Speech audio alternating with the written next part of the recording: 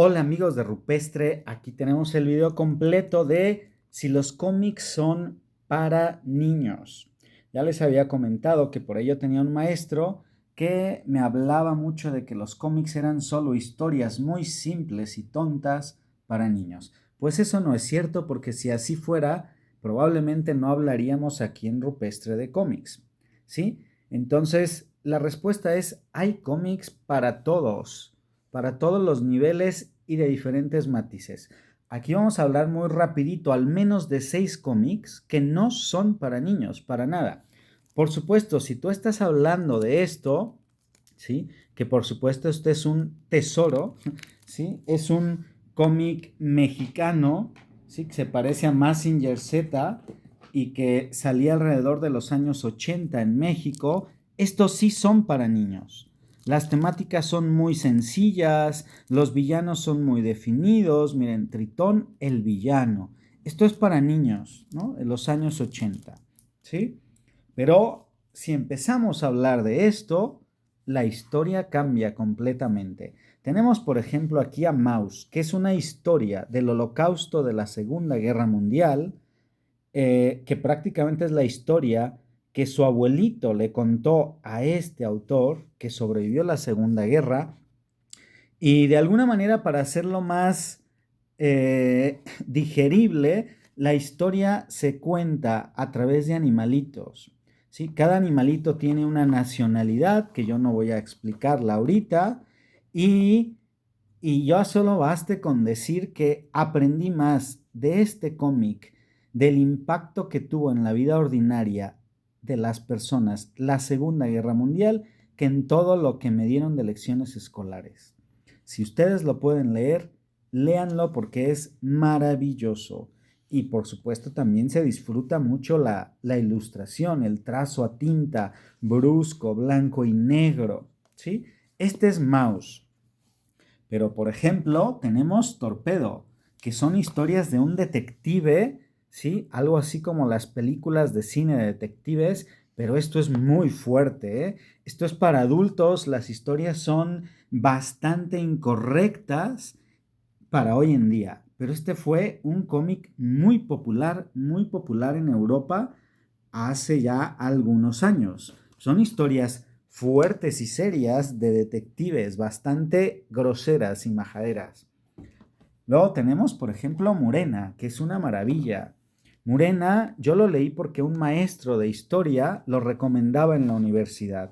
Y esto es un cómic meramente para adultos, de la historia en tiempos de Nerón, y aparte el autor intenta ser muy fidedigno en cómo presenta la arquitectura, las ropas. Este cómic se ha llevado años haciéndolo. Para que se den una idea, hasta la fecha falta un volumen que tendrá 5 historias cortas.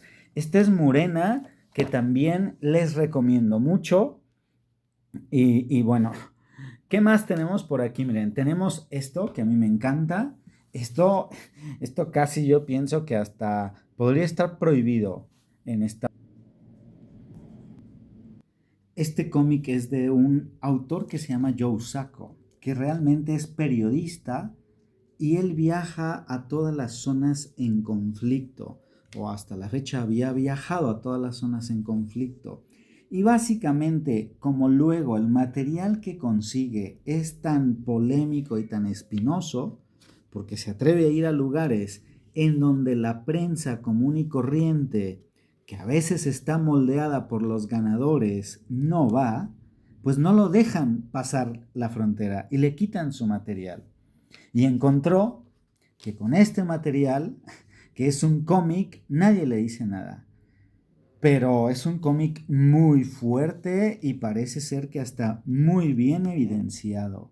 Entonces, esto definitivamente, cuando lo lees, te pone a pensar y te da una tristeza y es muy profundo como para que un niño lo leyera. Se lo recomiendo, definitivamente es de mis favoritos, tiene varios. Este es uno de los que a mí más me impresiona y me toca porque habla de la naturaleza humana. Y luego tenemos que es muy famoso, ¿sí?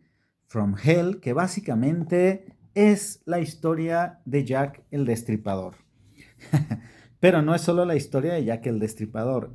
La verdad es que es una clase magistral de arte porque cada capítulo se va preocupando realmente, más que por Jack el Destripador, por darnos una idea lo más verosímil posible de muchas costumbres y la forma en que vivía la sociedad victoriana en aquellos tiempos, cómo se lavaban, cómo se despertaba una clase a diferencia de la otra, en dónde comían, qué comían, etcétera, etcétera. Es una cosa, hay un capítulo, el capítulo cuarto, que todo habla de la arquitectura.